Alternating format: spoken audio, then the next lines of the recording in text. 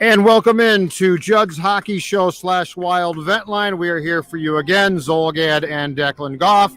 And we all just watched the Minnesota Wild in what was Dean Evason's masterpiece of coaching, and then a great third period defeat the Vegas Golden Knights 3-0. We got ourselves a Game 7, folks, Friday night in Vegas. Last time I talked to you from this building, the Wild was down 3-1. It looked like the season was over, and honestly, it looked pretty doggone hopeless at that point. But I would say, while this was certainly not the most attractive game, the third period was fun, but this was not the most attractive game. This was the Wild's best game wire to wire in the entire series.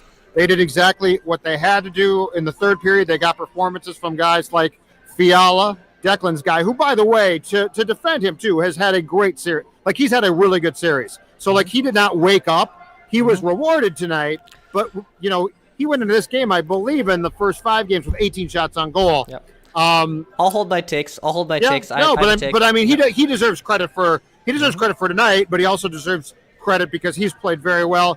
Cam Talbot gets the shutout. I'm looking at the shots on goal board right now. Wild actually outshot Vegas 24-23 in this game, so Talbot gets the shutout. The Wild getting 3 third-period goals. Ryan Hartman from Fiala and Parise. Zach Parise, standing basically still in neutral, made a great bank pass to Fiala, who made an even better pass to Hartman at 4:21 to beat Marc-Andre Fleury. That was goal 1. Goal 2 then was on the power play. After a no-goal, we'll get into that. That was a disallowed goal for Alex Tuck being called for goaltender interference on Talbot. And so because Vegas challenged the no-goal call and it was upheld, the Wild got a power play, and at 9:35, Fiala scores, beats Fleury, I think 5-hole from Spurgeon and Zuccarello. And then the final goal is Bukestad on a backhand sent in by Nico Sturm, who, by the way, had another, I thought, really good game tonight. And Spurgeon, who came into this game, we talked about this, first 5 games of the series, Jared Spurgeon, no points and a -5. So 2 assists tonight. That goal came at, I think it was 15-17 or 15-13. I can't even read my own writing, and you know what? It doesn't matter. The Wild win. So, Declan, what's your reaction to this game? And we can certainly delve deeper into that as we go, and also tell the good folks out there, our viewers, the people in our Score North family, if you will, how they can join us, and talk about one of the most exciting things in all of sports, Game 7. Game 7, some of the best words in all of sports, and it's right here on Wild Vent Line. There would not be a Game 7 if there wasn't for a Game 6 win. Now, here's the thing. I have a point to make on Kevin Fiala. I have a big, obnoxious gesture I want to do, but I'm going to hold my take to do that because you know why? This is your show. This is not about me. This is about you, the Wild fans. So if you have takes, shoot me an email. VikingsVentline@gmail.com. I know it's not Wild, but VikingsVentline@gmail.com. We'll put you part of our family here. We'll pop you on the screen. We'll run through as many takes as we can. And if this is the first time maybe you're discovering us here at Score North, thank you. This is Judd Zolgad. I am executive producer Declan Goff. Phil Mackey, the hockey whisperer, is actually looking in his orb right now what he wants to see in Game 7. And he already has a couple in mind. Well, he's called it. He already has called it. But here's the thing, Judd. He still has to orchestrate how he wants that Game 7 to play out. Okay. So I know he's looking in his own little crystal ball there and how he wants to play that out. That's Phil Mackey. But if this is the first time you have discovered us, hit the subscribe button right now on our YouTube channel. Also, we are at Score North on Instagram. We would love some follows on there. And if you even want some Vikings takes, Purple Daily Podcast as well. This is Minnesota Wild Vent Line. I can already see a bunch of people filling up the room right now. We're going to run through as much of you as we can. And if the room gets full, just stay patient. I will send you an email, vikingsventline@gmail.com. I think my Gmail storage is already filling up right here. So we're going to run through as much as you can here after we give our first takes. But Judd, for me, this was a sloppy game, but it was the right game, I think, is my initial take for this game. Vegas is a high-skilled, deep team. They have great goaltending in Marc-Andre Fleury. Robin Lehner, could you make a case Robin Lehner might start Game 7? Maybe. I don't think so. No, he won't. This is a team based on skill and depth and the Wild made it a sloppy game. And if you can make this game into a sloppy game, you're probably going to win because the Wild have a more grittier style where they can even out that type of game. Yep. This was the most ideal situation if you're a Wild fan to go into. Because if you won this game in a track meet, I'm still not sure how I feel about going into a Game 7. Yep. You shut down Vegas tonight for the first time all series. And if you can replicate that one more time, well, man, that 3-1 deficit and all those negative periods you had earlier in this series are wiped away. So that is my initial take from this game. This is what we said in the preview that we did this morning for Judd's Hockey Show on this game, though. This is what we said the Wild had to do, which was muck it up, slow it down. I'm going to tell you right now, if former Wild coach Jacques Lemaire watched this game, he was weeping. He was weeping, crying openly, saying, that's how I used to love to play. That's how this was 2003. That's what this was. And I don't mean the same team. I mean, they were allowed to gum up this game to no end. Vegas is very good at breaking up passes and making plays to stop you, but then they transition quickly. The second period now, in retrospect, might have been the best piece of film that Dino had to use against his own guys, because he could basically say, you see what happens when you think you're good? Because for the most part, we're not as good as they are. We have to play a slow it down, very orchestrated, very smart game in which we don't try and make the sexy play. We just make the solid play, and we block a ton of passes and we block a ton of shots. And we basically they were basically more interested or as interested in blocking passes, Dex, as they were shots. It was a genius game plan. It was exactly this is when I complained for the last 2 games or so, and I said, what's Dean doing? Like, he's not adjusting. This is what you had to do. It was brilliant. And my final thing, ladies and gentlemen, I'm going to tell you right now, I know you like, and this has happened in hockey since my North Star days. In the playoffs, the referees make you mad, okay? But number one, they wiped out a goal, which was the equivalent of the Foligno goal. And I will say this, they have no idea what they're calling, but it doesn't matter. They wiped that goal out. But more importantly, I know that you think the Wild didn't get some calls tonight, but I could tell you from watching the game here in person, the Wild was running interference and doing things that easily could have been called and never were. The best thing that happened to the Wild tonight was the fact that the officials swallowed their whistles. Because if the officials had set the tempo and been like, we need a game that people can watch, because if you are not diehard hockey fan or / diehard Wild fan, you turn this game off. Like, the first 2 periods of this game were, what's the word, aesthetically unpleasing. But if you're the Wild, you don't give a damn. You're going to Game 7. So, but do not crap on the officials. They let things go, benefiting the Wild. That's my rant on one, the number 1 star of this game, Dean Evison, and 2, the officials helped the Wild.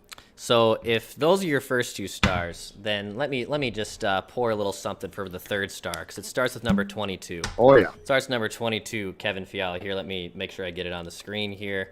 Thank you very much. What's the drink of choice? Tequila again? It's my tequila. It's my Casamigos. Because I just want to make an excellent point here before I turn to all of our Wild fans, and I pour a drink, and I Kermit the Frog very condescendingly make my take here and sip my little drink here. 1 second. You know, I heard all season long, how come that 22 can't just play a more complete game? How come that 22 just, if he takes all that fire and passion, why can't he just channel it all into making smart and all the right and best plays? And then tonight comes along and he sets up a beautiful first goal to Ryan Hartman. Ryan Hartman gets the goal and he deserves the goal. But Judd, that play starts. By the way, in the back end, the breakout was it Zach Parise? Was our old buddy? Parise our old banked buddy it off Zach the boards Parise to Fiala, and that was a great and that's because Zach still has hockey sense. He just doesn't have speed. Right. So he has hockey sense to get it up to one of the most skilled players on the team, and Kevin Fiala draws all the attention in. Right, Vegas sucks in right on him. Marc-Andre Fleury is keying in and going right to his post. That leaves a wide open Ryan Hartman to get the goal. Bingo, bango, all Kevin Fiala. Hartman, you deserve the goal. I'm not saying that, but that's all Kevin Fiala. Yeah. And then the second goal, right, that's off the power play. And DeBoer, right call to challenge it. I think that, or even earlier in the game, right call. You had to do that. How things were going and how even the Wild could maybe even get allowed a goal against them. That was the right call on DeBoer. Regardless, the Wild capitalized. Fiala scores the big-time power play goal. I told you I was the warden of the Kevin Fiala fan club, and I really want to make that point home that this guy makes big time plays for you, and anytime he makes a dumb turnover against the Winnipeg Jets or against the Los Angeles Kings on a February game, remember what happens tonight in Game 6, because I'm telling you, it will always be worth it with him. And he was, in my opinion, offensively, that's not Cam Talbot, the MVP of this game. He was fantastic, and he's had a good series. I only hope that Kirill Kaprizov has gone to school off of what Kevin has done in this entire series. Kevin Fiala, and you said it today on the preview show, he deserved to be rewarded, which he was tonight. But it wasn't that he needed to play better. He just deserved the goal, and the assist was beautiful. But he had 18 shots in the series going into this game. And it wasn't a selfish 18 shots. He had created space for himself and gotten shots off. So I was really glad to see him have a great game. He was fantastic. He's got that skill. But Kevin Fiala, to me, has shown up for this entire series. And tonight, the stats just show that more. All right, Judd, let's waste not much more time here. By the way, we have a insane amount of people in our room watching us right now. We have about 10 Vikings fans who are about to pop up. AJ, you'll be first up here in just a little second. Wild fans, Vikings fans, Wolves fans, Twins fans, Score North fans. You're part of the family, right? You're all part of the family. Welcome to family. So thank you. So if this is the first time you're discovering us, thank you so much. This is Wild Event Line on Score North with Judd Zulgad. I'm Declan Goff. Hit the subscribe button on our YouTube channel. Follow us on Instagram. We're also on Twitter at ScoreNorthMN. That's where you can find us. So without further ado, let's run through as many Wild fans as we can here. This is your show, so we're at the mercy of you guys. So AJ, I'll pop you up on the screen here, man. Welcome to Wild Event Line. Kick us off. What'd you think of Game 6? Well, first off, you say Timberwolves fans. That might not be there much longer. But, exactly right. That's exactly right. Glenn, shocking. He looked at A-Rod right in the eye, and A-Rod said, "I'll never move the team, Glenn," and he believed him. Yep. Well, I'm drinking a Pepsi tonight. Tuesday is the 21st, so hopefully we can win Game 7 so I can join you guys with a drink. Hey, there you go, AJ. Soon. But, I got a water. Almost, man. Yeah, You're almost there. You're rounding third. Yep. So just a couple things. First off, you guys said it wasn't a complete game, wasn't a perfect game, but just an entertaining game in every way. Talbot made some fantastic saves, got the shutout. That was beautiful. The defense, I thought every single defenseman played a pretty good game, and Matt Dumba specifically hyping the fans up, getting the crowd rallied after that fight was beautiful to see. Yep. And then just the goals, like you guys mentioned, Fiala deserved one, and it was great to see him score. My Twitter feed or my TV feed was behind my Twitter feed, so I saw on Twitter that we had scored before I actually saw the goal, so that wasn't very nice. But do you guys think that we finally broke through on the flower and that the dam has been broken? I know on NBCSN at least, that was the first thing that Patrick Sharp and the other two talked about right away was, who do you start in Game 7? Is it going to be Leonard or is it going to be Fleury? Well, I start Flower because I don't thrust a guy in there in the final game of a series when I played his compatriot for 6 games. But yeah, here's the thing. I don't think it's breaking through on Fleury tonight, AJ. I think what this was the game plan that they probably should have gone to 2 games ago. It's the game plan. You don't give Vegas anything, and you purposely sort of play a boring game. Like, because they did, which you know what? If you win Game 6, you think you give a damn? So I don't think it's a breaking. To Dex's point, if this had been an offensive display back and forth and they scored 3 goals or 4 goals or 5 goals, then it's like, oh, I wonder if they're breaking through offensively.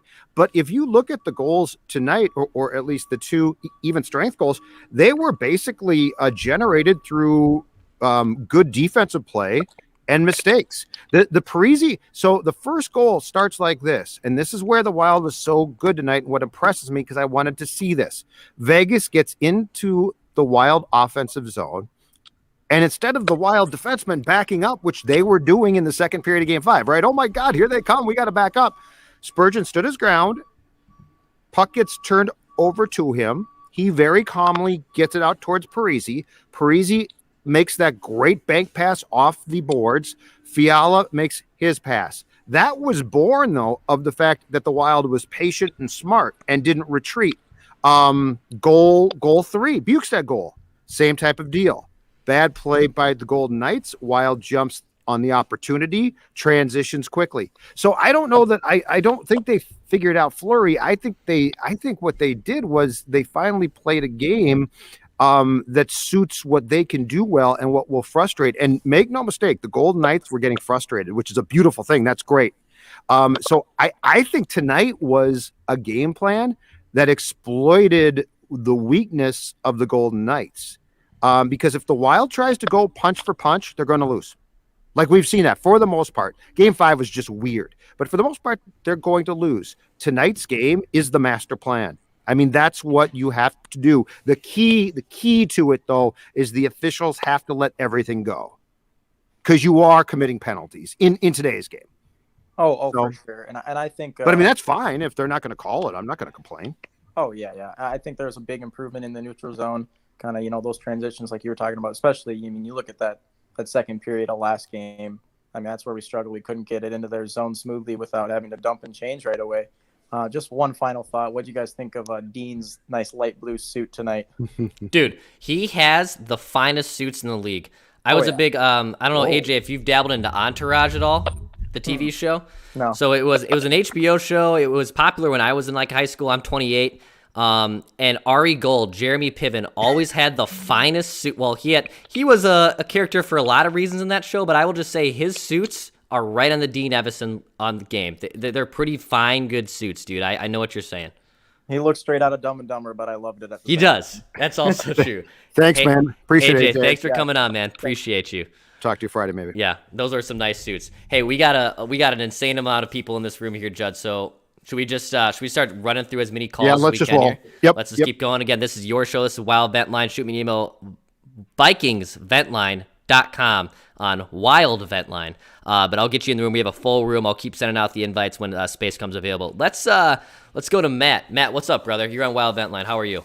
Nice to be here. First time. Just discovered you guys. I'm down in St. Louis. Just moved here from St. Paul, so it's good to have some contact with sane hockey fans.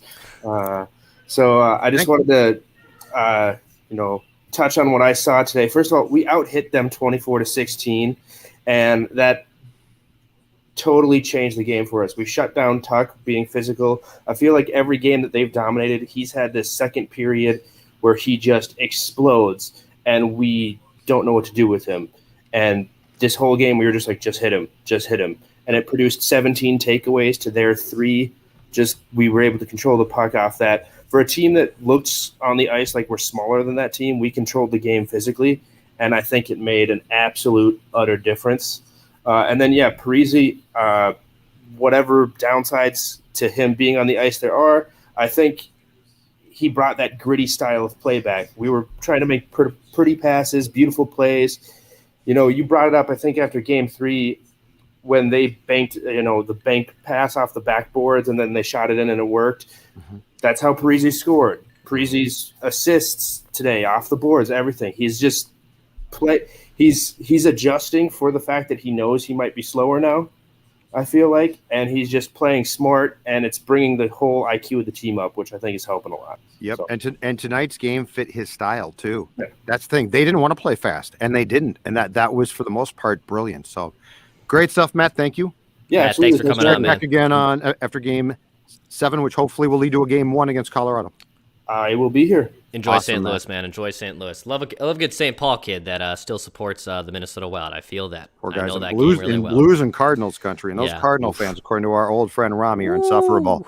Yes, they are. Good stuff. Okay. We'll keep rolling on here. This is Wild Vent Line. Again, thank you for everyone being in our room here. We got a full capacity room, so thank you very much. Hit that subscribe button on YouTube. Follow us on Instagram at ScoreNorthMN as well. Let's go to he's got a fine jersey on here. We got Greg. Greg, what's going on, man? Who are we rocking behind that jersey, by the way? Kaprizov all day. I love it. Why can't they wear those? Listener, just wanted to say, good choice on tequila. Hey, look at that. Look, it's tequila. It's Tequila Brothers here. Very nice. Tequila on the rocks. Can't go wrong. Very nice. I made myself a little pie chart of success here. Oh, wow. You're awesome. Good Lord. Love it. You get it. Been at this for a while. Been at this for a while working this. So I put 65% to Talbot. I put 10% to Parise because have we lost the game since he came back in the series? I'm not sure. 25% is going to the defense, and 25% to Fiala for the goal and the assist. Okay. But no love for Dean? I think Dean's got to get a piece. Dean's got to get a piece of that pie chart. You think so? You think? Well, it was his game plan. The defense, like it's his defense, right?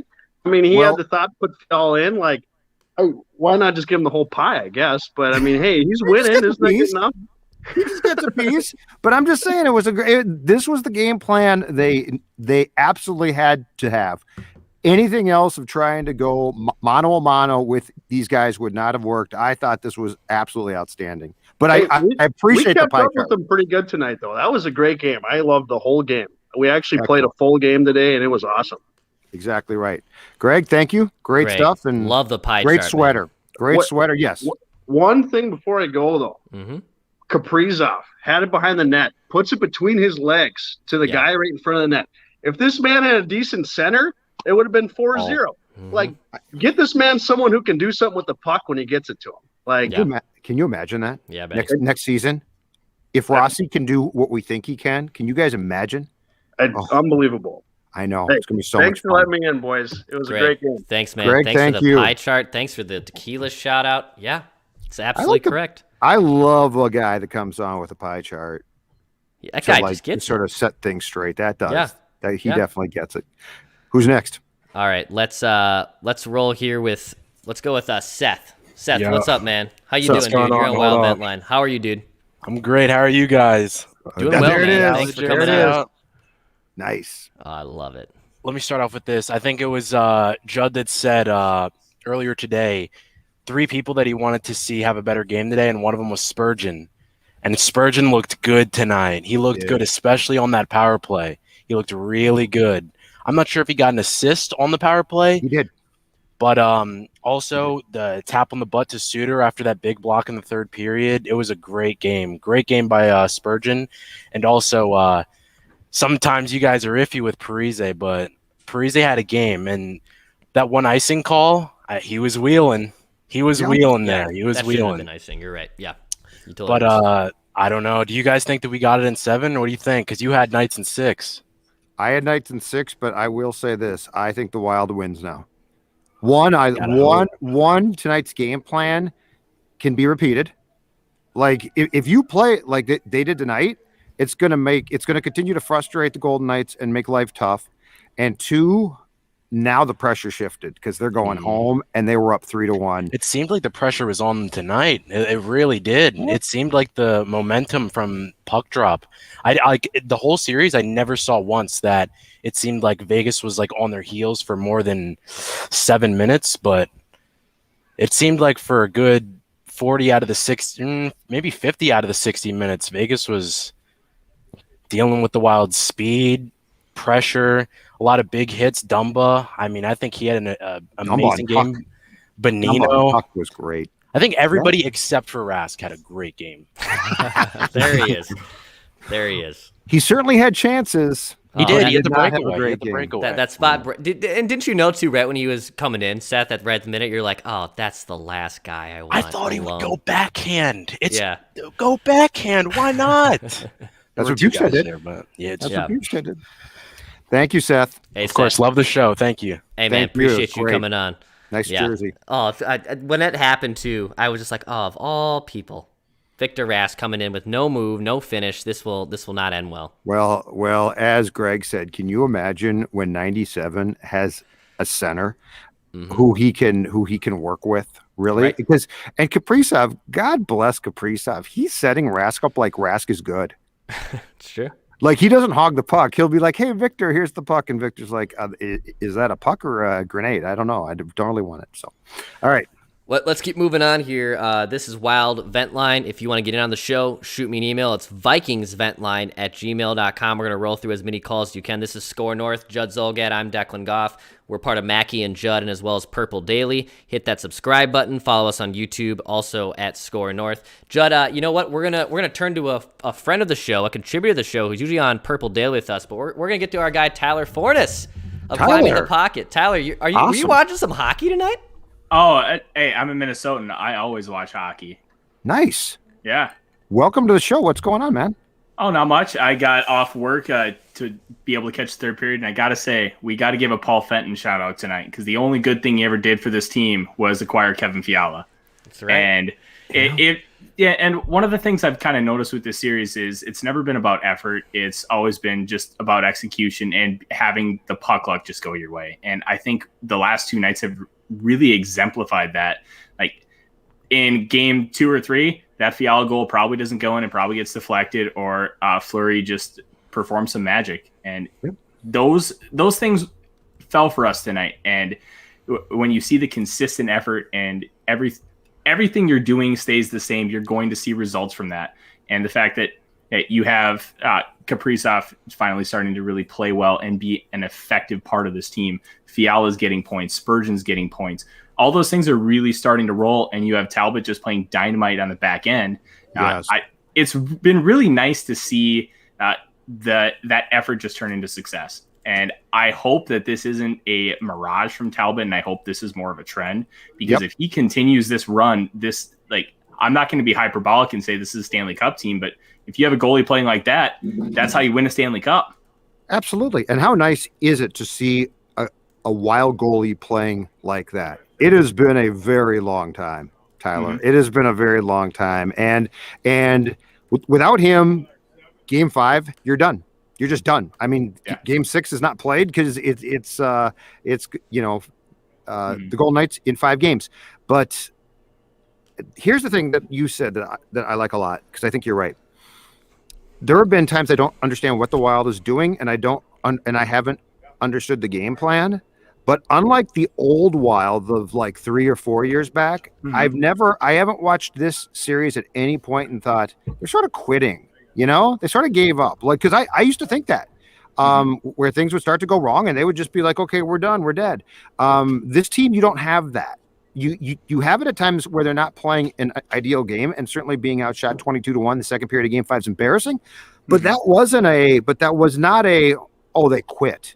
And that's the difference. This team had the resilience to come back and get outshot 22-1 in a period and still win that game.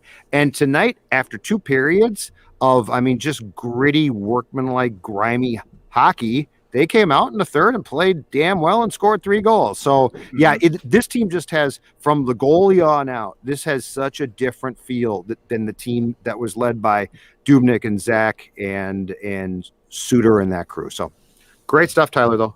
Appreciate you joining us, man. No, absolutely. I got one question for Dex before I go. Are you a red wine fan? No, Tyler, I stay away from the wine. I stay away from the red or the white. So, being that you're a tequila guy, there is George Strait has a tequila, Código 1530. They make a Blanco tequila called Rosa, and that it's a Blanco that's aged in a red wine barrel, and it's very unique and a really good sipper. Might be something for you to look into. Tyler, I respect the heck out of that. Actually, I could dabble with that. It's clear, right? It's Blanco. It's clear. Sometimes it has a pinkish or goldish hue because it's aged in that barrel, but it's a Blanco style tequila. You'll like it. Tyler, I appreciate that.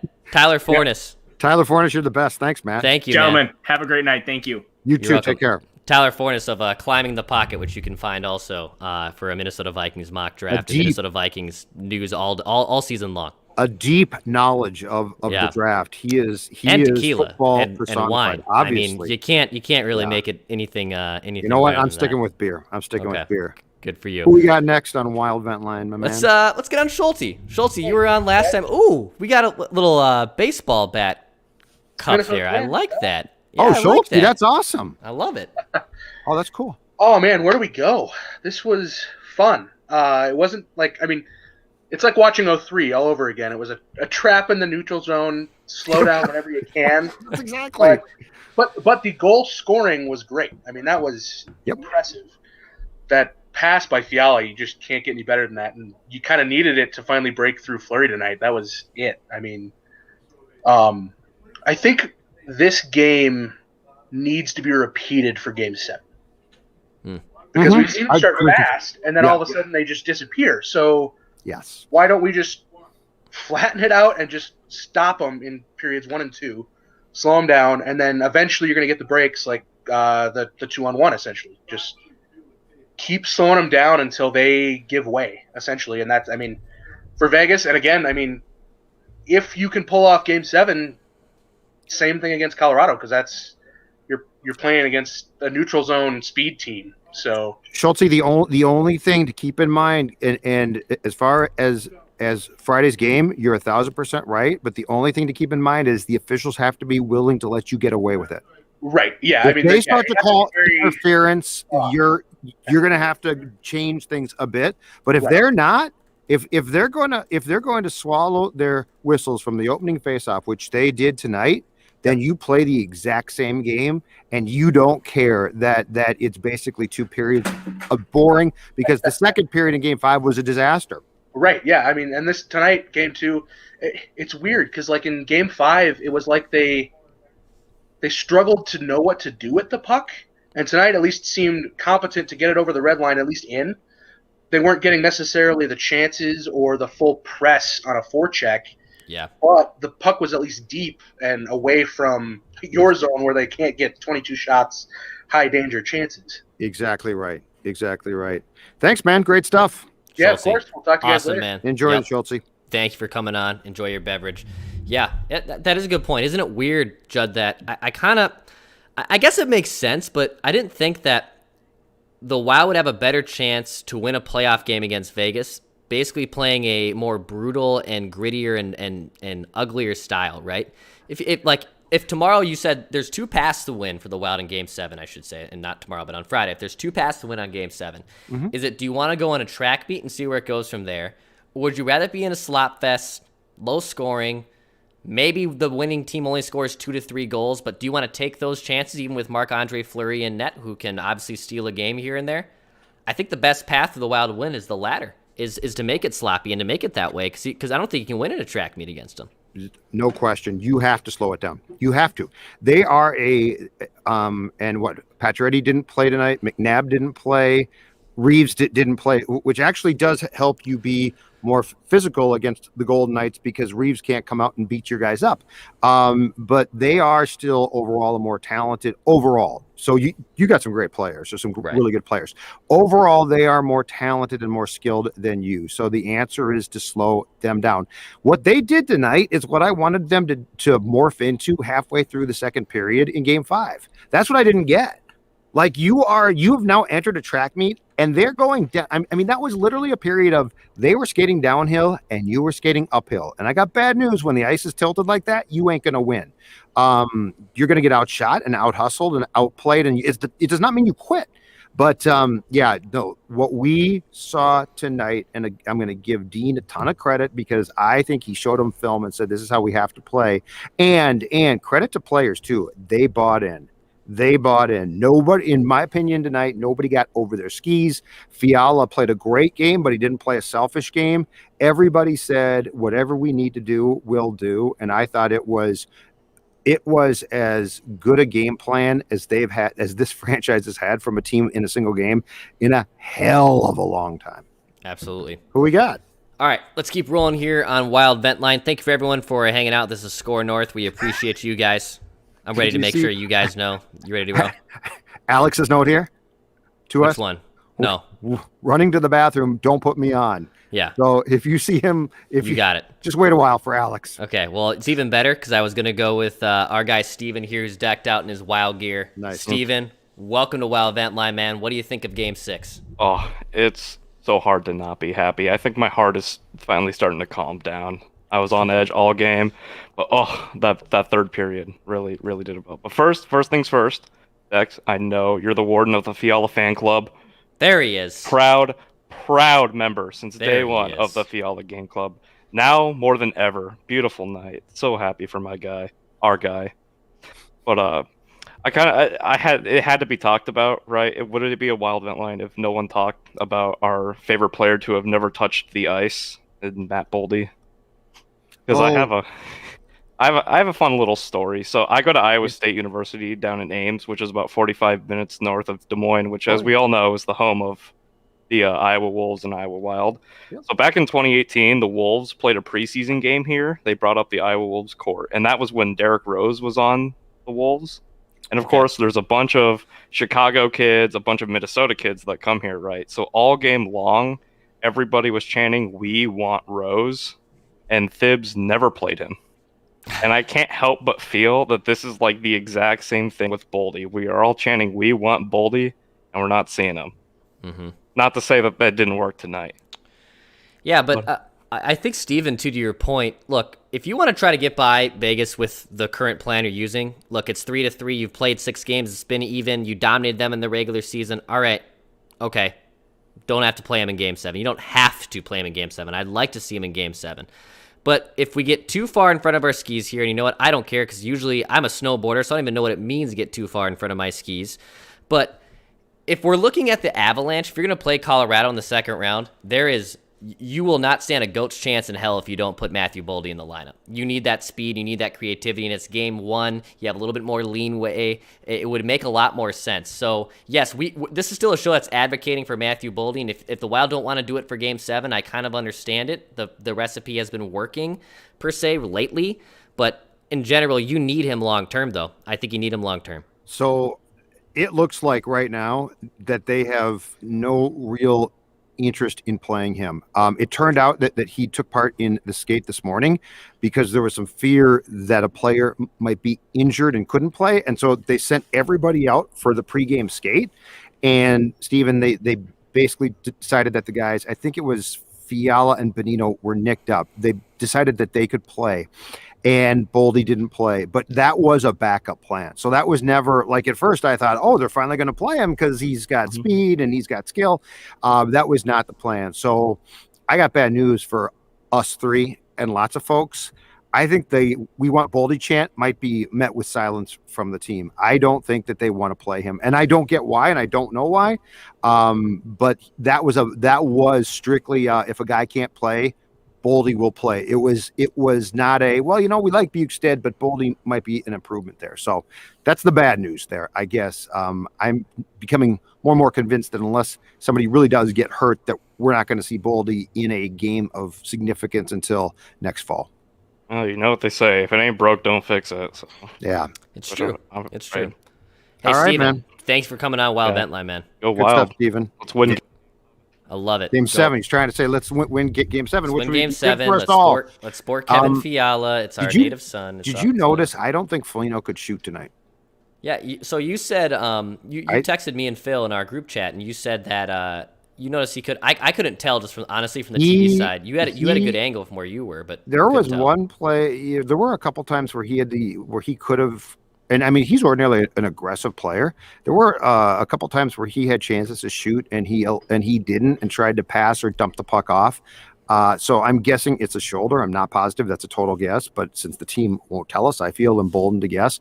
And what was really frightening was near the end of the game there when Eck went heavy with his left leg into that post. He did come back. Now that could get bad overnight. That at first to me looked like a knee. So don't know what's wrong, but I thought he might be done for Game 7 for sure, and he came back and played. So that's the best news, but we will not find that out with this being hockey until Friday night. So we'll keep rolling on Wild Vent Line. Yeah, Game 7, by the way, on Friday at 8 p.m. Central. 8 p.m. Central. That timeline came down. So we're the only one because the Islanders beat the Penguins. Ding. Write that down. And then also the Lightning beat the Panthers. I had to get that in. I had to get it in. You're bunt. The Lightning beat the Panthers also, moving on from that series. So the Wild are actually the only game on Friday night. But yes, they will play at 8 o'clock on Friday. Game 7. Some of the sweetest words in all of sports. And we will be live right after that game. We'll be live right after this. We'll be ready to go right when the moment. There's no just post-game show. The post-game show is you, the fans. We're ready to roll with you guys. And let's keep. And the best part, just like Vikings Vent Line, we start the moment the game ends. You don't have to listen to Dean spew cliches about how his team worked hard for 60 minutes. Don't get me wrong, Dino's a friend of the show. We love Dino. He's actually not a friend of the show at all. He's never been on the show. Billy Guerin is a friend of the show. Right. Let's not pull people's legs about it. I'm sorry. You know what? Let's get our real friends of the show back on here. Hunter, what's up, man? You're on Wild Vent Line. How are you? You guys hear me all right? Yep, we got you. All right. So I want to start off. I'm in Seattle right now. Showing love from the coast. So these early start times for me aren't too bad. You're not with Phil, are you? Is the hockey whisperer in the room with you? Is this a setup? Phil. No. Yeah, right? Yeah. No. No, I want to start out with I listened to the podcast this morning, and Judd was saying his 3 favorites or what he wanted to see show up tonight. Mine was Dean. I think he made some adjustments. He talked in the locker room, and I think that kind of showed out on the ice tonight. It looked different. Yep. Second, if Eck would have stayed out and wasn't in tomorrow or on Friday, would we have seen a shift of centers and possibly have Boldy up in the lineup? Who's your other so who becomes the center for Fiala or for Foligno, I should say, in Greenway then? Well, I'm saying Bukestad, Benino, Sturm, right. Those one are of the first 3, two. Would one of them move up? And Yep. So, or would we bring up a center from the Texans? That's what I'm wondering. That's what I'm curious. And like, would you put Sturm there? A potential Eck loss would be enormous. Yeah. I mean, he is as steady as you could possibly get. He is the one guy at that position on this team that I completely trust. I like Sturm a lot, but as far as like the trust tree goes, at center, for me it's Eck, and then there's quite a drop there. So yeah, I don't know, but I would be very curious to see what they would do, because it would probably be less than ideal, no matter what, to have to plug in a different guy at X position in particular. Yeah. All right. I don't want to keep it too negative, but I mean, Kaprizov had a pass between his legs behind a Rask, and Rask just wasn't there in front of the net. He's just lagging behind the play. I just wanted to throw that out there. Then lastly, before I head out, just earlier this week, I watched an NHL video where they had Crosby on, and Crosby was mentioning, they asked him, so what about Flower?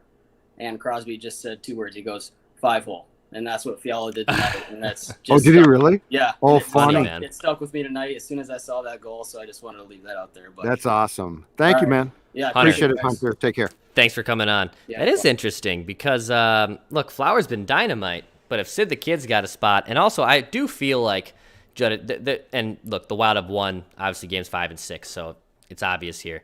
He hasn't looked like the same guy he was in the first 4 games of this series, and he looked damn good, almost unstoppable in the first 4 games. These last 2 games, very beatable. Very beatable. Yeah, I mean, he played well tonight. They basically... Sure. The fact that they transitioned so well and didn't give the Golden Knights chances and shut them down. And look, I mean, this series has been, from a goaltending standpoint, pretty damn good, right? Talbot won game 1. Talbot won game 5. Talbot played great tonight. Now, I thought tonight that he probably got as much support, or he actually got more support from the Wild as he had gotten all series. The Flowers played, I mean, game 1 he was fantastic. Game 2 he won. Games 3 and 4 here. So this is where Talbot is so important, though, Dex, because think about the amount of times that a guy like Fleury against the Wild in the playoffs stood on his head, which, you know, Marc-Andre Fleury has throughout this series at different times. And the Wild goaltender allowed fluky goals. And it was like, well, unfortunately that went in. And that's where you've been able to counter now. To Bill Guerin's credit in signing Talbot as a free agent, you've been able to counter now with a goaltender that gives you a chance. Like, that's like, where for people that say, well, a hot goaltender, yeah, that's right, but you got to get the goalie who can get hot in that environment. And like Devin Dubnyk he never did anything like what Talbot is doing in this series ever. He didn't. He did in the regular season, but he sure did in the playoffs. Real quick before we keep the Vikings fans coming in here on Wild Vent Line on Score North, hit that subscribe button on our YouTube channel. Follow us on Instagram at Score North. It's so weird that, Judd, we've seen what I think Talbot started 35 games in the regular season, right? 30 give or take, 35, 40 games in the regular season. It's now been 6 playoff games, and this is the first time. And maybe this is my own naive part because I was so young. This is the first time since basically the Fernandez, Rolison, early part of Backstrom era where I'm not blaming goaltending. I have yet to see anything from a game where I thought, God, if we just didn't allow in the fluky goal, if we didn't get some bad performance, I've yet to have that. And I don't want that to short credit what Devin Dubnyk accomplished in his Wild career. We can go down the accolades that he has, and he has earned, by the way. Not just he has earned those, and I hear those and I respect those. But I've yet to see, like, Cam Talbot has been everything and above him. And I don't know if it's just biased because it's a short sample size, but he is already proven he's a playoff performer. It's ridiculous. Bill Guerin made this change for this. He knew this. He had seen it. Stalock and Dubnyk could not do what Cam is doing consistently. And tonight, I will say this. Think about the last time you saw a Wild team in the playoffs play as complete of all-in shutdown game. But by the way, this team in 2003 went to the conference finals by playing darn near this exact game. Think about the last time, though, that you had seen in essentially the Parise-Suter era, if you had ever seen this team play an all-in complete shutdown game in which they were willing to do whatever they had to do from basically coaching standpoint. They were told how to play tonight, and they did it. And Talbot didn't have to play a great game because when it's working like it was in front of him, guess what? As long as he makes the saves that he has to, which, by the way, I'm not taking for granted, but as long as you're doing that, that's the difference. But, I mean, I challenge you, go back, and that does not mean the Wild didn't play some exciting playoff games that they lost or won previously, but go back and think about when's the last time they played a game like they did tonight? Because I have to go back to Lemaire's team in 2003. Let's keep it rolling here on Wild Vent Line. If you'd like to get in, shoot me an email, vikingsventline@gmail.com. Let's go to our guy Jake, who was on the other day. Guys? Jake, how are you? Welcome back to Wild Vent Line. You got the Mario poster. You were the hero last week or in Game 5 because of that. You still got your jersey on. How you doing? I'm doing good. Can you guys hear me? We're good? Perfect. Yep, got you. I got a new mic, so I don't know if it's hooked up right, but I think we sound good. No, you sound good. Mm-hmm. So I have a couple points here. First of all, today's my birthday. Everyone I talked to today, I said, my birthday present, I want Game 7. Give me Game 7. And Happy I'm happy. birthday, man. Happy birthday, Jake. Thank you. I've been laughing. I laughed so hard, Judd, when you said Jacques Lemaire would be so proud of this team. Because remember on Monday, what did we talk about? The reason the Wild have been told, all the analysts are saying the Wild looks slow, the Wild they can't get anything going, they look slow. And I said, and you agreed, it's the way Vegas is playing in the neutral zone. They're clogging it up. They're playing pre-lockout hockey, and they're getting away with it. And so tonight, what did the Wild do? They played 2003 Jacques Lemaire hockey, and they got away with it. Yep. And they won. So I mean, I love that. So I mean, if the refs keep calling it the way they've called it the whole series, and let us get away with it, then let's go Game 7. Same thing. Keep doing it. And it's sorry, my dog's squeaking his pig. Okay. Good boy. Yeah. Good boy. He is good boy. Good boy. Who's a good boy? Who's a good boy? You got your toy. You got your toy. Oh yeah, he's a good boy. That's what I love the most about this game is that they adjusted. They played outside of the rules because the rules aren't being called, and that's what you got to do to win this game. So as I was watching this game, like in the first period, I was going nuts because what's the staple to set it up in the offensive zone? You get the puck deep, you fight it on the boards, you win the puck, and you set it up. And we were trying to do that, and it was interference after interference. It was they'd stand us up on the blue line and stop. It's like 3 times Eck was trying to get in there. He did a great job dumping the puck, and then interference, and it didn't get called. So we started playing that same way, and look what happens. I mean, I don't know if is that the answer to play outside of the rules if they're not going to call it. If they're not going to call it, absolutely, yeah, Right. yeah, because you aren't at the end of the day as good as they are.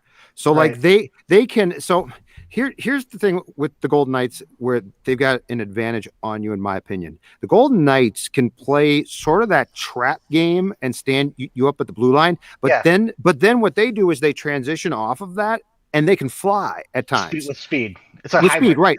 And it's a hybrid. Exactly. Well, and actually, you know what? I think if you go back to the 70s, I think Scotty Bowman's Canadians did this, but they were so good it didn't bore you. Yeah. But the hybrid then allows them to break in. And if you are doing what the Wild did in Game 5 and backing up and retreating, you're dead. You're giving them the space. Exactly. Yeah. So what do? You play the back end of their defensive game, which is not a fun game to watch. But again, I will say it. I don't give a damn. Who cares? Right. And so, but this is the proudest I've been of Dean because through 5 games, I kept saying, why aren't you're not adjusting enough? And in this game, kudos to him. Total adjustments made. Don't care if you got style points because what you got was a victory. Right. And it's funny, like, I mean, we talked about Phil a couple days ago after we lost. I can read the tweet here. He goes, "Smart hockey people, please help me. Wild clearly need some faster skaters, fresh legs." I mean, we have skaters. We got legs. And my response to him was, and he said something about bringing Boldy in and da, which I think, I mean, love the hype around him, but like kind of Judd said, at this, like, you can't just plug him in this situation. He's not really practicing with the team too much today. He was a backup plan. You can't just say, let's go, kid, you're in the game. My response was, I'd love to see Boldy too. He hasn't been practicing. Wild has speed and skaters, but Vegas is playing a game to slow the Wild down, and it's not being penalized. It's illegal, but it's been being ignored. And it just goes back to this whole conversation of the style that this series has gone to. It's kind of like pre-lockout hockey. So old school. Yeah, old school. Jake, thanks much, man. Yep, Hey, I appreciate Jake, you guys. Happy birthday thanks for coming to you, on. okay? Happy Thank you. birthday. Yep. Enjoy it. Let's go for let's get one more back in Game 7. Yeah, I don't think it's even that. I don't think you and I are like praising and begging for Matthew Boldy necessarily to play in Game 7 because that is a big ask for him, and he unfortunately. The only reason he was going to play tonight was probably due to injury, but I do think you can wipe the slate clean, start in Colorado, and play him. I would rather do that than play him in Game 7. Well, let's get past that game. Yeah. On Friday. Yeah. I think the Avs will blow your drawers off, but you know what? We're not there yet, so who cares? Right. Let's see. And I can just tell you, it's become crystal clear to me that unless they feel that they have to play Boldy because of guys being hurt, he ain't playing. Correct. I can disagree with it. So can you? But at the end of the day, it's just become very clear that there's something in their minds that are stopping them from playing him. All right, let's keep rolling here on Wild Vent Line. Thanks for everyone hanging out with us. Score North, MN, Judd Zolgad. I'm Declan Goff. Let's keep going on here. Let's go with Alex. Alex with the great do. How you doing? Oh, the great wild. Is that like a Wild Bass hoodie? Yeah. I don't know if I can hear you actually, Alex. I don't think we can't hear you, man. Just gotta switch your mic. Here, I'm gonna do this. I'm gonna pop you off. Go to your input section and hit the mic to match your headphones. And you should be good there as we bide time a little bit. But at the same time, you gotta love that. It was fishing opener a few weeks ago. The Wild are winning Game 6. It's all the best things, right? It's all the best things. Let's try one more time. Alex, can you hear us? Can't hear you, man. Can't hear him. So sorry. Maybe try unplugging your headphones and go one more time, and we'll get you back on. In the meantime, though, we'll keep rolling on Wild Vent Line. Let's go to our guy Cooper. Cooper, how are you, man? How are we doing tonight, boys? We're going 7. Like Deck said, some of the best words in sports. Yes, sir. You love to see it. But I brought the positivity a couple days ago, but I didn't really mean it. I was just kind of giving myself hope. But now, Wild and 7, we're going all the way. The Avalanche are quaking right now, thinking of having to face this team. Maybe not, but hey, it's fun. Sounds good. We're going 7. It's fun. We're having a good time. But for either of you, Spurgeon was mentioned as kind of a bounce back defensive player today. Who else did you notice on the Wild that kind of shut down Vegas and helped the Wild maintain in that second period? Also, I got Jake Cave cardboard cutout behind me. There it is. Yeah. I told Judd, is that what that is? Cooper, I told Mackie and Judd about this off the air after I went on your podcast a couple weeks ago, and I was like, no, I'm not kidding. He has a cardboard cutout of Jake Cave, and you won it, or you lost it, won it on a bet. Yes, right. I lost a Twitter bet. So I'm on a show today. If the Wild win Game 7, I will get a new one of whoever scores the game-winning goal. Just putting that on the record here. Okay. So you will go out and get one of Fiala or Victor Kaprizov Rask, or Victor Rask. I was going to say, or Victor Rask. Yep. Or Nick Bonino. Yeah. So who do we think had a bounce back game? Here's my thing tonight. I'm going to give basically the entire team credit because the style of the game didn't really lend itself to a lot of guys having like these sexy high flying games. One name I will bring up though is I thought Nick Bukestad was really strong. I thought Nick Bukestad, that fourth line, that's a good one. Sturm and Bukestad, Bonino made a couple plays himself, but I thought that fourth line had a really good game. And I'm telling you guys, I mean, I think Nico Sturm is a player here. Like this is not, he's going to be good, but Bukestad, who can be up and down at times, I thought he played the role that he was asked to play tonight to perfection. Yeah, sweet. I agree with you. That's a good call. Yeah, and Cooper too. Just quickly off that, it was weird because through the first like 40 minutes, it was like, why is Nick Bukestad our best player tonight? Because like you noticed him. Like tweet. I mean, you noticed him. Like why is he our best player tonight? And Judd said too is because they were trapping and they were doing such a good job that a guy like Nick Bukestad can be rewarded for a dirty situation like it. Absolutely. It's called a rope-a-dope, boys. It's called a rope-a-dope. Lull the Golden Knights to sleep, and then you hit them. They're up against the ropes. It's a bunch of fun, Wild and 7, and hopefully next time I'm on here after Game 7, I'm telling you who I'm buying as a new cardboard cutout. I love. Yes, that's awesome, Cooper. Thank you very much, Cooper. Thanks for coming on. Have a good night. Man. Talk to you. Yeah, that's awesome. Cooper Carlson, a friend of the show there. Yeah, it is pretty hilarious watching someone like Nick Bukestad show up in a big way, because I was like, why the heck is Nick Bukestad the one that show and you know what, I'm not trying to fault him, but it was just I thought it was hilarious to me that he was the most noticeable player through basically Judd the first 40 minutes. Yeah, and he played well, but again, the style of the game that they were going to play tonight was not going to lend itself to a lot of guys standing out. I mean, in his defense, Kaprizov made some nice plays. He unfortunately passed it to Victor Rask, who, is Victor Rask. Right. But Kaprizov made some plays. It's just that when you're going to commit yourself to play the style that the Wild did, we're talking decks about Wes Walz and Richard Park and Brunette and those guys again. Like, those guys didn't have a lot of sexy games, but in the playoff run in 2003, they were extremely effective. So this isn't a game that I don't think we're going to watch guys, aside from 22, who was obviously outstanding in the third period. This wasn't a game where you watched guys and thought, that's a great game. But I guarantee if you go back and watch this game again, you're going to see a ton of guys breaking up passing lanes. There was one play, it was in the second period, that Spurgeon made. And this to me was the difference in how the approach from game 5 to game 6. So the Wild previously had done a really nice job of trying to block shots and blocking shots. But tonight they took away lanes and passing lanes. They took away shot lanes. And the play in the second period was there's a puck out front, and the Golden Knights love to try and make nice plays out front. They're like it's a canvas for them. They're in the slot and they're going to make plays. And of course, if you do that, you can score. Spurgeon went to the ice and just broke it up, basically broke the passing lane up. And I think drew a whistle. And that was the play. 2 games ago, I feel like that gets to somebody. Yep. But the Wild did that numerous times tonight. They broke up passing lanes. They broke up plays. And the best part about it was it started to frustrate Vegas. And if you frustrate a team, especially like that, that's never a bad thing. Right. And so I do again, if they can come out, if they're allowed to play the same game on Friday night, I really like their chances, because it's not going to be a high flying game, and you're going to be able to stymie the Golden Knights. And if nothing else, it's going to be close. And if you could keep it close, in my opinion, advantage Wild. Let's keep rolling on here on Wild Event Line. Thanks for hanging out with us. We still got plenty of people in the room that we can try to hit up here through the course of this game. Wild win. They force a Game 7. Judd Zolgad, I'm Declan Goff. Thank you for listening. This is Score North MN. We have conversations on the Twins and the Timberwolves and the Vikings on this channel. If you want 7 days a week Vikings talk as well on the Purple, hit us up on Purple Daily Podcast as well.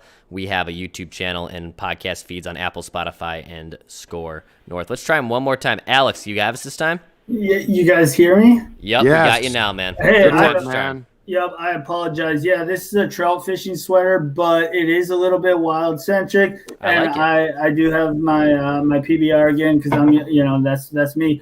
Hey, love coming in here, guys. Thanks for the line, appreciate it a lot. Couple things I want to talk about. Number one, the Parise chip pass to Fiala, right? How many times do you see, and not just a Wild player, but any player look to Hartman on that outlet pass across the ice, gives the defenseman a chance to break it up. That, I'll rag on Parise with the best of them, but that chip pass was absolutely brilliant. Give it to your best guy on the ice with space. Yes. Come on now. That was fantastic. And then, I see it. I see you nodding, Judd. Nico's speed. In that third period, he got down and created some forechecks that, nobody else on the Wild can do. Agree? Yes. Yes. Yes. He gets in there quicker than almost anybody else. Kaprizov maybe at times, but I know exactly what you're saying.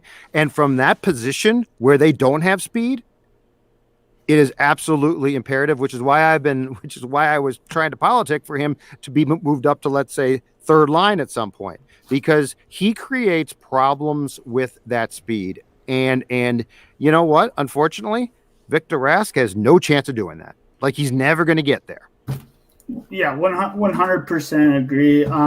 The fact that Eck came back from that injury, like you hop on Twitter after that, and we all did it, right? And it was like broke your leg, broke your leg, broke your leg, broke your leg, right? Like, yeah. And then when he like got like, I was just me and my roommate were watching, and it's like that would have been a death blow, right? And then finally, like just talking Vegas goaltending, right? Like we were talking, like, do you give him a short leash? Like you got to go with Flower. The guy's been incredible, and there's no doubt about it. Yes. But if and we are playing a muck it up game on Friday, you got that's the way we're gonna play, right? But if you get one early on Flower, do you think they pull him? I mean, that's 3 goals in back-to-back games, right? And they haven't been bad goals. You could argue they've, and I mean Bukestad on the back end, who. Yeah, he's from Minnesota. Let's all put our hands in the air. Woohoo! I don't care. I'm a UMD fan. I hate the Gophers. But that all being said, Flower, the conversation around Flower and goaltending, I guarantee when I listen to the National Hockey Podcast tomorrow, they're going to talk about, is there a controversy in Vegas? I don't think there should be, but there's going to be a short leash, right? Is there I guess if if he struggles, yes. I just think it's a very hard ask to get this far with him, right? And then he gives up 2 goals and be like, Robin, you're playing now, and he's probably like, I'm a veteran and I haven't played in how many days. But if you're the Wild, I mean, my God, it's perfect, right? Because it creates an opportunity for them to put even more indecision in the Golden Knights' minds.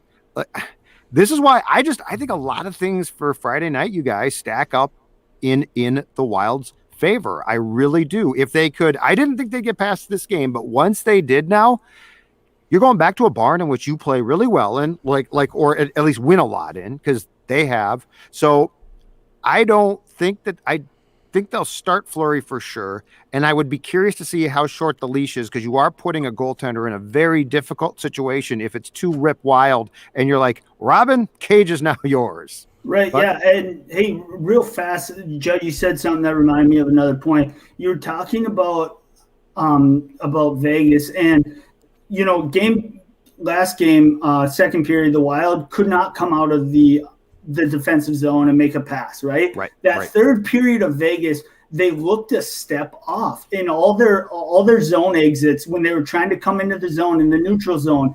And there has to be something in their mind that says, what's going on right now? Because all of a sudden they were connecting on every single pass, and man, they look clean.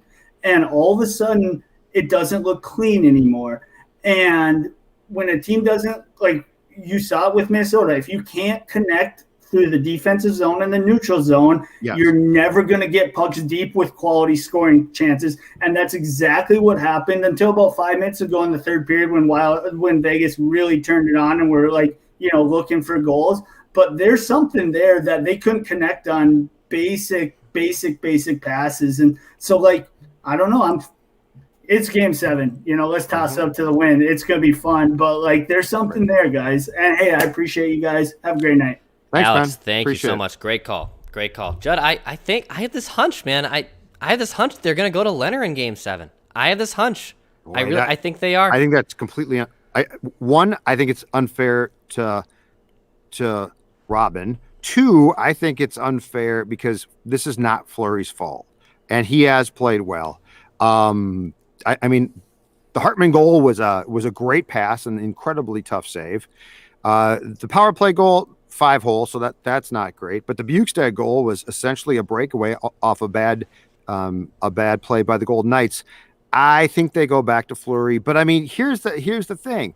All of the potential doubt that we're talking about that could be put in Pete DeBoer and the Golden Knights' head is great. If you're the Wild, it's fantastic. You're the one on stable ground right now.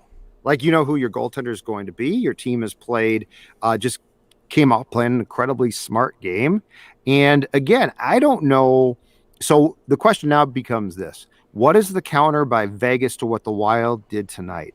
And I don't know that there is a real counter to gumming up the game.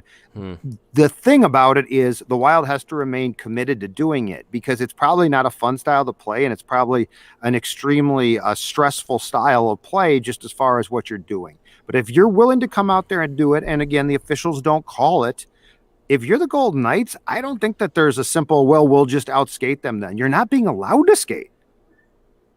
The neutral zone is basically the difference between game 5 and 6 is the neutral zone in game 5 was available. And when you can get speed through the neutral zone, you're in good shape.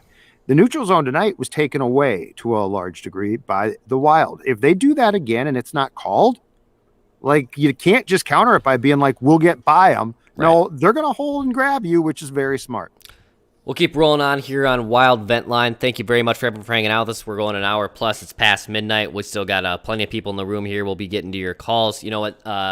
We'll jump the line a little bit here. This guy said he was about to go to work, so let's go to our guy, Max. I got you, Max. I saw you. I got you. You're about to head to work. I didn't want you to get driving and on video chat, so what do you got for us, man? Welcome to the show. I just got off of work. I actually was working real hard so I could watch the entire game. So that was a great thing to watch. Appreciate you guys, let me jump spots in line too. Real quick before I go, if you guys are watching this, like and sub, man, because like nobody's doing it like these guys are doing it every game. I love this channel. And also the Islanders, man. What a game. I was watching that one as well.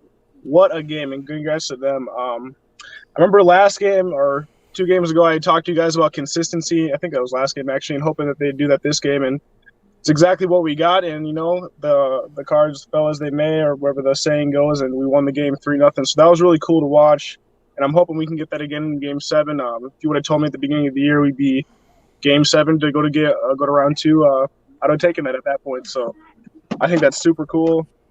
I love the channel, guys. Appreciate you guys having me on. I'm probably gonna listen to you guys as I drive home.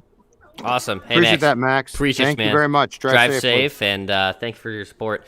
Yeah, it's this was ideal. The cleaning crew. Absolutely ideal. I'm about to say, who's behind you? The cleaning crew. I thought it was maybe Megan and Bill Guerin kicking you out of there. It's cleaning time here, so you're about to hear noise. That's fine. I'm just telling you what. I was going to say, I thought the friend of the show, Bill Guerin, wanted to come on and give us his takes and wanted to talk Matthew Boldy with us and lineup changes. The barn has to be cleaned for game 3 of the Avs series, I guess. Just wanted to be sure. We'll keep rolling on Wild Vent Line here. Let's go to Will. Will, what's up, man? You're on Wild Vent Line. How's it going? Hey, Will. My headset's working, right? Yep, we got you. Okay. Can hear you good. Well, that's the difference between a University of Minnesota education and a UMD education, right? Wow. So then where's St. Cloud State? Where does St. Cloud State fall? That counts too, and it counts towards Judd's 1 semester at the U too. Right? 1 semester. It was a great semester though. Right. Great time. Right. Pioneer Hall was fantastic. Well played. I've got 3 quick points. Judd, I think you mentioned almost an hour ago about how the referees called the game toward the Wild. I would argue that this is the first game that the refs called fair from period 1 to period 3 on both sides. I feel like they called the game very fair, maybe dealing back all the way to game 1. So shout out to them. They really did a great job. 2, Declan, the Fiala goal was a goal scorer's goal, right? Yeah, man. And I talked to a buddy who's a goaltender, and he talks about Flower being a reactionary goalie. And that 5-hole goal, when you're testing glove side and Flower's doing this the entire time, you're testing glove and he shoots 5-hole. That's a goal scorer's goal. Yep. And my third point, Addison, that third line defenseman, I feel like a third line defenseman gets highlighted a lot more than a 4th line winger. So bringing Addison in there and him taking some hits, flinging around the boards and playing, as well as a third line defenseman can be being called up in that spot, I think he did an excellent job just to highlight him a little bit being put up in the spot that he was. Yeah, agreed. And he's thrown into a very difficult role there. And hold on a second. 1 second. Nope. Yep. But I hear you on Kalen Addison. Kalen Addison has been throw awesome. my notes away. They're trying to Oh no! throw away my Don't game do that. notes. I said, don't throw away my that. game notes. You can't throw away my do game that. notes. I need these game notes. I'm too old to remember what happened half hour ago, much less a couple. But yeah, he's played solid. But again, you know what? The most important thing to me was everybody bought in tonight. Everybody on this team bought in to a game plan that was probably very different than how they had played, previously in the series. And it worked. It worked well. and I'm just impressed. It's been so long since I have seen a game like this from this franchise. I just feel like it's been so long since I've seen a game where you're like, wow, the buy-in is huge. Everybody gets it. Everyone is doing what they have to do. And in some ways, it really does remind me of 2003. Like with how guys are buying in and doing what they're supposed to do, and your skill players are still being allowed to succeed, but they're also doing some really grimy, probably not fun stuff, but they're doing it. Right. And I think that the Bukestad goal, even though that he is a third or fourth line center, I think that the goal scoring that he did show at the University of Minnesota shows that he can score goals, but him being in the NHL has shown that he can play that grimy fourth line, third line, kind of skill, but yet he still has that goal scoring prowess, which is what I like to see out of him. Absolutely. Absolutely. Thanks, Will. Great stuff. Thank you. Thanks, Will. Appreciate you, man. And Luke on our comments just said, good to see Dumba stepping up to a speedy Tuck. Good and game not for him in the night. Not giving Tuck a chance to create a scoring opportunity. Matthew Dumba deserves a ton of credit. That second period hit on Tuck, I believe it was the second period, was a monster hit. It is the exact type of hit that this team needed. Why Alec Martinez didn't get an instigator penalty for going after Dumba halfway down the ice, I have no idea, Declan. He should have gotten a penalty. And I believe it should have been a 2-minute instigator penalty, and I think that now goes along with a 10-minute misconduct. But all of that being said, that hit by Dumba on a bigger man in Tuck and laying him out and then getting in a fight. There's a lot of times I don't like fights now. I mean, it's just it's silliness. That was a good fight. That was that to me was a catalyst and a spark for what came along in the third period. Yeah, I told you on the previous show, I said, I need a big game from him tonight. I wasn't looking for like this amazing shutdown, noticeable game. It's like, I needed a big game from him. He delivered. This was his best game of the series, bar none. Wasn't even close. He had a very, very, very good game. We still got some Wild fans in the room. We'll keep rolling on here on Score North. Thank you for everyone for hanging out with us. This is Wild Vent Line. We start the moment after games. We will be here on Game 7 on a Friday night. A lot of people say, Judd, Declan, you guys are two young, hip, and up-and-coming people. Why don't you go out on Friday night? Yep. Instead, we're going to be here. Hanging out with you on Wild Vent Line. Dad, young and hip. There's no question about that. With all this gray and my Santa Claus beard. Hey, whoa! You sell yourself short. Let's keep going. Josh in Oregon, how you doing, man? You're on Wild. Hey guys, I was on the other night, and I told you I thought they'd win Game 5 and lose Game 6. I think Judd, you and I were on the same page with that. I was pretty disappointed in what happened in Game 3 and 4, and just figured we were set for another, repeat of 16-17 when they were down like 3 or 4-0. So this, what you just said earlier, I mean, this was the game you wanted to see out of them, right? Mm-hmm. That tells you maybe this team's different. So, I thought if they won this game, they're going to win Game 7, and I'll go 4-2. I think they'll find a way to not make it in overtime, hopefully. But yeah, I mean, I'm excited. I even think to really hop on the positivity train, I think they could take that momentum and steal a Game 1 in Denver. The Avs have been sitting for a week. It's not always a good thing. So I think you can do that and sneak one on them, maybe make things interesting. But not much else. I'm excited, and I guess my wife wanted me to tell you she had him pegged to win tonight, so she was giving me a hard time. Okay, well, she's smarter than I am because me too. But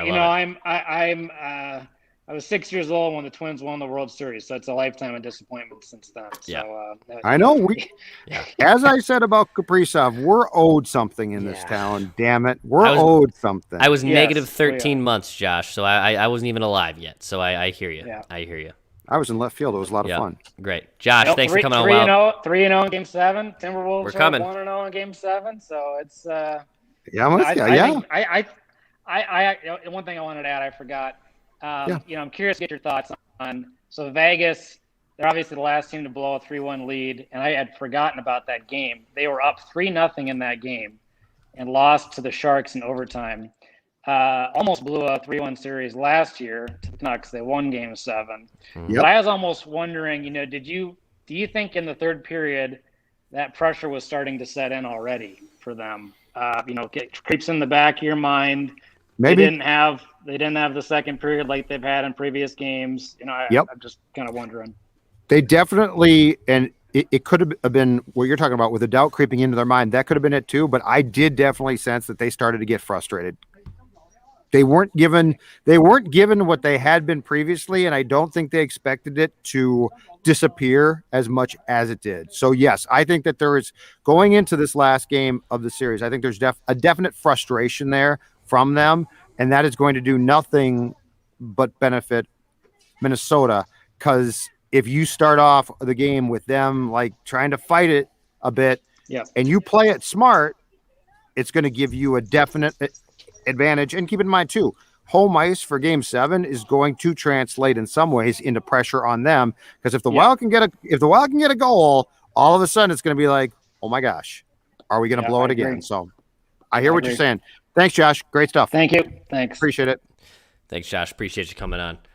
Yeah, I'm curious how this Game 7 is going to go, Jed. I'm really excited. I'm really excited for Game 7. I love me a Game 7. It's going to be the absolute best. Again, I think it has to be a game that mirrors tonight's game and see where that goes. But Josh is on to something there. When you have a history, which the Golden Knights now do, of a couple series of blowing leads and being forced to a final game, and that Sharks series loss was a disaster, that's not a bad thing. There's going to be a lot of players and there's going to be a lot of fans in that building on Friday night thinking about that, which again, if you can get a first period goal, if you can bank a puck again off Flowers' butt or something like that, that's going to create a lot of quick doubt, which would be a very good thing if you're the Wild. Keep rolling on here on Wild Ventline. We got a few fans left. Let's go to Matt. Matt, what's up, man? You got us okay? You're on Wild Ventline. You got a whiskey ginger. What are we going with there? Straight whiskey, boys. Straight whiskey. Love it. Love it. Cheers to win a Game 6, or Nastrovia to our Russian friends now. Look at you cheering for Kirill. Wow, love it. You guys, I thought this was a great game for the Wild, but I do have a couple points. Judd, I love the show. Dean outcoached Peter tonight. He really did. It was a chess match, and he totally outcoached him. He like you guys were saying, it was reminiscent of some of those Jacques Lemaire teams. So it was really great to see them, jam up the neutral zone, get the sticks in the way of the pucks, just do an awesome job with that. I thought that was a really good display of defense just before the Vegas Knights even got to our zone. Yeah. Secondly, I would like to say unsung hero of the locker room, Ian Cole. I think he is a huge veteran presence in our locker room that we haven't had.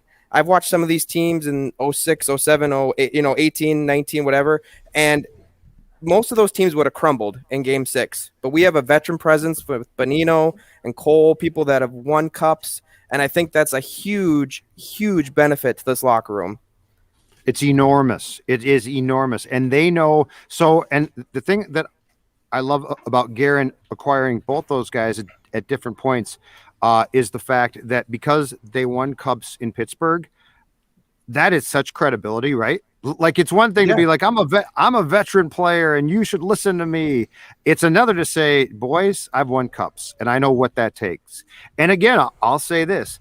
I don't think winning a cup, the actual run itself, as far as the games go, is probably a ton of fun. I think you get beat up to hell. I think it's incredibly tough. I think it takes a mental toughness that's probably off the charts, right? But to have those guys in that room who have that experience, who can tell you exactly what's necessary, which is probably a ton of sacrifice, I think, is huge. And go back to 2016, 17. Who exactly in that room was telling the boys what to do? Mikko? Well, you should do this. What have you won? Zach? How many names? How many times is his name on the cup? Yeah, exactly.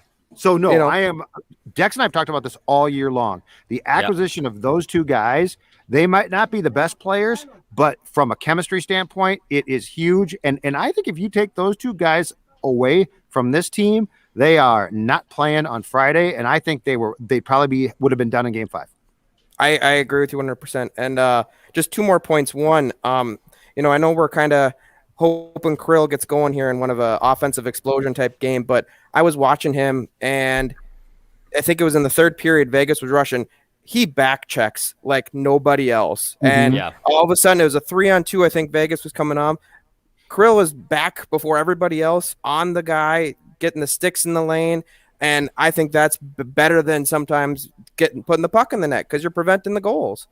And I would like to see, but on the flip side, I would like to see an offensive explosion for Cam. He deserves a 5-goal game for us. You know, a little bit of support. Cam's put up a hell of a series. I think it's time to give him a little bit of support, maybe a 4 or 5 spot in Game 7. I like it. Thanks, Matt. Thank you, guys. Have a great night. Matt, thanks for coming on. Great jersey, too. Great sweater. Love the North Star sweater. Oh, yeah. If it's a North Stars guy, Judd's all in. Judd's always all in. Of course I am. North Stars. Of course I am. We'll keep rolling here on Wild Vent Line. Let's keep them going. Until I get kicked out of the X. A few more callers left before Judd gets kicked out. Oh, we got Clark here with the great mop, great little facial here. Clark. Hey, how you doing, man? First time caller, short time listener. Just got introduced this weekend to you boys. Awesome, man. Love it. Appreciate you. Thank you. Thank you for discovering us. Shout out Willie Flood showed me it, so I'm sure he'll be listening. Thank you, Willie. Thank you, Willie. Thank you, Clark. He'll enjoy that. But I can't say anything that hasn't been said tonight. Everybody said it all. Looking forward to a Game 7, obviously, and I hope we get a Game 7 like that happened in 2014 against the Avs. And, Niederreiter in the last couple seconds there or whatever. And I want to bring up, maybe I'm wrong. I don't know. Maybe I'm wrong. But I want to bring up you saying that you were negative 16 years old, when your Minnesota disappointment started. My Minnesota disappointment started when I was like negative 6 years old. So 96. Clark, we're here for each other, man. This is what this is, man. This is what this is. Sports dad it's gonna be fine. Okay, enjoy Friday night. Yeah. Enjoy Friday night. It's a rare Minnesota sports gift. For sure. It's good to see. I will say that Kirill has really brought some thrill to Minnesota there. I'm glad to see him bring some some speed to the team that we obviously need, and it's been a lot of fun to watch him and watch the team. Maybe not so much late in the season, but definitely these last couple games not last night, but tonight was a lot of fun to watch, I will say, for sure. Absolutely. Clark, thank you so much for finding us out and joining our show, and man. Willie, too. You. Yeah. And Willie. Thanks to Willie. Thanks, Willie. Thanks, Clark. Talk to you on Friday. That's awesome. Gotta love it. Thanks for discovering us. We got it's 12:20. Judd and I went to almost 2 a.m. the other night. Clark brings up a good point. Tell a friend. If you like this show, if you're a sports fan and you like us, tell a friend. Tell 2 friends. Yep. Join in the fun. We are the only show that brings you on the show with us right here on the screen. This is a Wild Vent Line on Score North. Judd Zulgad, Declan Goff, a Mackey and Judd, if you will, production. The Hockey Whisperer, as he's known as, Mackey, is getting his rest because every Nostradamus, every crystal ball genie wearer has to get some rest so we can understand. It's only 10:20 in Seattle. What's he resting for? But he's an early riser. He always brags about how he can't stay up late, right? That's because he's stay up late. It's because he's management. Yeah, he's big time. All right, so Whisperers need sleep. Okay, executive producers and co-hosts, we can go off 5-6 hours. I guess we don't ready need to sleep. go. Oh. Who do we have next on Wild Vent Line? Let's keep it rolling here. Wild Vent Line. Let's go to. Is it Stone? I'm on here. Stone Knox. Am I good there? Yes, sir. All right, buddy. I just gotta say, I'm one of those. Grew up with the Packers with Favre, but I followed him to the Vikings and never looked back. So I am hated in Wisconsin here. But I love you guys. Watching you guys. I'm actually a Lightning fan, but with the Wild, I've kind of dabbled watching them and stuff. And I will say this: the team looks like it has a lot of heart. Yes. In Minnesota. Yes. That's needed. And I think Minnesota, just in general, all your sports teams, because I don't hate a single sports team. I just happen to like a couple others. And it's fun to watch. And I'm really hoping that they make it to the championship. Of course, I'm hoping the Lightning do. Lightning will beat them. You front runner, Stone. Yeah. But I really want to go see. It'd be fun to see a game. And of course, I live right near Minnesota, so that'd be fun to watch. But Yeah, excuse me. I'm just surprised I'm on here. So Oh no, man. This is, you we're are happy to have you on. Stone, you are correct though in this, and this is what it's been, at least for this particular franchise, so long. They do have a heart. They're a likable team. I can't tell you the previous incarnations of this team, Dex, going back to about 2010 or 2012, that had some talent at times, but weren't really likable because they didn't have a lot of heart, and they certainly didn't have the right chemistry. This team has chemistry. This team tonight had great coaching. This team did not have a goaltender that allowed fluky goals. So yeah, this is definitely a team that you can grab onto and appreciate, and that has not always been the case with this franchise. So it's an astute observation by you. Yeah, that goaltender tonight, you guys got. I mean, he was playing his heart out. That was he stopped some good ones there. That's what it is in the playoffs. I've noticed is because I'm not a smart. There's people that know more about hockey than me, but I have noticed that the goalie is very, very important. Yes. And he was stopping them, and that's I think, man, you keep the heart going, and I tell you what, the Wild, I'm rooting for them. I mean, maybe it's just the darn Viking blood, is kind of seeping through, and I'm starting to root for more. We appreciate the support over here. Thanks, man. Appreciate it. You take care. Appreciate it, brother. Talk to you soon. Yep. Yeah. I love any Packer fan who bandwagons to the Vikings. If you followed Favre, I bet that I bet that got you in a lot of trouble in Wisconsin. Yeah. Sometimes you just got to follow what your love, what the heart wants. It's what it wants. Sometimes you want to be a Vikings fan. What it wants. Yeah. All right, one more. Let's wrap up one more here on Wild Vent Line. Just I thought one we'd more. go till 2 and the whole building would be dark. and I'd have to sleep here. I want Billy Guerin and Dean to be. Well, I want Billy for sure. Dean second. I want Billy Guerin to be a friend of the show first. I don't want him to be yanking you out like a cartoon character outside of the X. Guerin's at home by now. He ain't working the long hours that sports. You don't think Billy is sipping on something the same thing I might He be is probably on his Barca lounger. Good for him. My guess is there's very few. In fact, I'm looking in the press box right now. Do I see anybody left in the press box? I see like one person.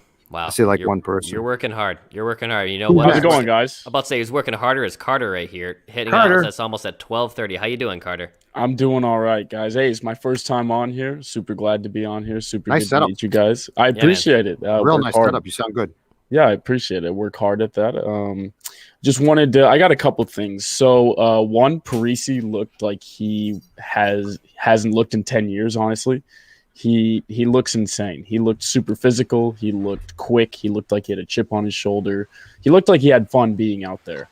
Dumba looked like he was more comfortable with the puck. In games 2 and 3, he came up with those penalties, those stupid delay game penalties where he thought he was going to get rocked in the corner and ends up throwing it off the boards. He looked like he was just stronger with the puck all around. Yes. Looked like he was just, again, more comfortable. And then earlier, Judd, you were talking about the momentum. I was going to add in, do you think the Wild have momentum here in Game 7? Well, I think in sports, I think momentum translates in games. I don't know that it goes from game to game, but I do think the Wild has a psychological edge now coming out and having played a style in Game 6 that the Golden Knights really hadn't seen. Right. So I don't know that I would call it momentum because that's really fleeting at times. Right. But I think they've given Vegas a lot to think about. And there's no question that tonight we saw a Golden Knights team that was frustrated. And there's a good chance that frustration, if they're allowed to play the same style in Game 7, is going to carry over to Friday night. So if that's momentum, yes, I think the Wild is going to be in Vegas's heads now far more than the Golden Knights will be in the Wild's heads, if that makes sense. Yeah. And your point about Parisi and Dumba, I think, can be tied together pretty simply by saying this. The style of game that the Wild was devoted to playing tonight fits their style now perfectly. Yep. Because if you go track meet, Zach's not going to win. Like Zach can't do it. If you go, okay, we're going to get the puck and we're going to break out and we're going to try and do what the Golden Knights do offensively. Zach he'll try. It's never been about how hard he tries. It's about what he's simply capable at 36 of doing. But when you slow the game down, that pass that he made to Fiala, the bank pass, that was not a play of speed. That was hockey smarts. Again, the Fiala pass over to Hartman. Insane. Just insane. And then I got one more thing. Really, really appreciate you guys taking my call. First time on here. I heard you were doing one more, and I was just really, really hoping. I live in Cedar Falls, go to the University of Northern Iowa here in Iowa. Yeah, man. And I've been seeing a lot more Wild fans. I've been seeing a lot of people. They're kind of coming out now. And just recently got this. Oh, look at that. Oh, that's what Dex wants. Dex wants one of those. There's my guy. Check that out. There's my guy. I've got the first one I ever got was the red Parisi home jersey. Yeah. And then I snagged this last week. A little Granlund one. Little Granlund one. Though, yeah. I like it. Yeah, hell yeah. Love it. Oh, man. that's a nice look. Yeah, love it. Got to get as many as you can, but I just wanted to show those off a little bit. Let you guys know that here in Iowa, we got a lot more people coming out, showing some love. You can't go anywhere with the Wild jersey on without somebody saying something. So very nice. I think they're gaining a lot of support. Doesn't it make so much more sense to have your AHL team in Iowa and not Houston bleeping Texas like they had? Like that was the Wild's AHL team for 15 years. Makes zero sense. And honestly, the Iowa Wild in Des Moines have an insane amount of support themselves. Love it, man. I've been meaning to go down for a game. Those games sound like a lot of fun. They're packed. It's a great building. It's a great building. Yes, I love that building. Mm-hmm. If you can, you need to go to an Iowa Wild game because they're just as much fun as a regular Wild game. Honestly, I mean the fans are crazy. So and their ECHL team's now going to be in like Coralville, right? I think they have an ECHL Coralville, yep, which is right by Iowa City. Yep. Yes, Iowa City. Yes, which someday, who knows? The Hawkeyes might actually get hockey. Maybe someday that would be awesome. I honestly think. I mean, here where I grew up in Charles City. We didn't have hockey at all. I've been a fan since probably 6th or 7th grade. I think since getting into it, I would have been a one-sport athlete had my parents, been ice into time hockey. Expensive. Exactly. And you be young. You like 4 a.m. too. I'm a golfer, so that's it. All right. Well, see, that's fine. Thanks, man. Appreciate it. Appreciate you guys taking the call. I'll definitely be back on again. You guys are awesome, man. Thank you for supporting Score North. That's our guy Carter. By the way, Carter's great. He said also he's got a little art account on Instagram at Soda Graphics. So if you want to follow Carter, hit him up at Soda Graphics as well. SOD Soda? Sota as an SOTA as my Minnesota accent there comes over there as I reference Soda Graphics here from St. Paul. The Minnesota Wild are going to Game 7 there against the Vegas Golden Knights. Hey, don't you know? You want to fight about that? Yeah. What's left to say? I mean, Judd, it was an ugly, and it was ugly beautiful. It was so ugly it was beautiful. I think that's the best way to say it. It was so ugly it was beautiful. Do you want wins, or do you want a pleasing game to the eye? Because if you want wins, exactly right, exactly bleeping right. And you know what? Good for this team. It makes me very happy because at 3-1. I got to admit, I started to question the team a little bit, at least. Yeah, I did too. Because, I mean, the season has been so much fun. And look, I know that there were people that didn't even expect them to make the playoffs, but we saw enough during the course of the 56-game regular season that I think it was a fair expectation to say, okay, they're going to get in the playoffs and be competitive. And then, you lose both the games here, games 3 and 4 decks, and it was like really disappointing. And I started to question it a little bit. Hey, game five, you won. Good for you. And tonight, I thought you came out with just a really, really good plan. And like tonight's why I told you a few months back, I actually like this team. Like I like this team. I don't see them as a bunch of prima donnas that all think they're good. And no, I actually like this club. Yeah, I'm guessing Eck is okay since he came back. I think that would be my one area of concern. You could make a case, and we don't have to spend too much time on this since we're ending it up, but like you can make a case that Joel Eriksson Ek is their most important forward. I can honestly make that case. If he can't play on Friday, that's a huge deal. That's but the fact he came back, yep. Clearly tells me that I mean, and these guys are tough as nails. He'll try and play through it. I'm guessing it's probably. I mean, he's hurt. But the fact he came back is a positive. And, it's going to be fun. And we will be, do a preview show on Friday in the morning. Yep. Judd's Hockey Show preview, and then come back with Ventline right after the game. We will Friday night. We will have some reckless speculation. Our friend Darren Doogie Wolfson will be on Off the Top on Mackey and Judd tomorrow. We'll speculate on some Timberwolves. If you have not heard, well, the Timberwolves sale isn't as going as according to plan. There's a lot to talk about, and the main storyline is that there was a complaint filed in federal court in Minneapolis today. Come to find out that there are no provisions against the team being moved. So we're gonna break that down with our guy Darren Doogie Wolfson. I got a feeling Phil's gonna lose it. Mount Mackey. Yeah, I got a feeling be erupting. I got a feeling he's not going to take this. What's so funny to me is the hockey whisper is quietly, very very zen moment right That's here. That's not Mackey though. Very very very kumbaya right now with his hockey team. Yeah, and with his basketball team, which he loves dearly. But not the owner.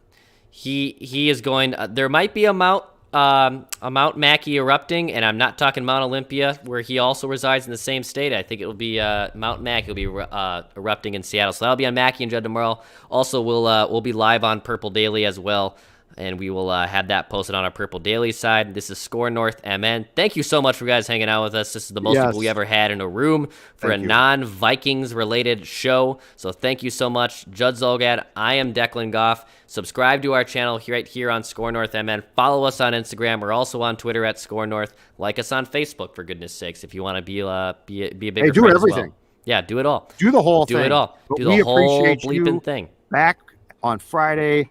And again, we will run through, probably be on deep into the night. Hopefully the Wild wins that game, so it'll be a lot of fun. I'm not pouring any more of this. It's almost 1 a.m. You need to get to sleep, young man. I got to go home and write. If it's Friday, I'll be pouring a second glass. Can't do it tonight. ScoreNorth.com in the morning. Check out the latest Zolgad column. Declan,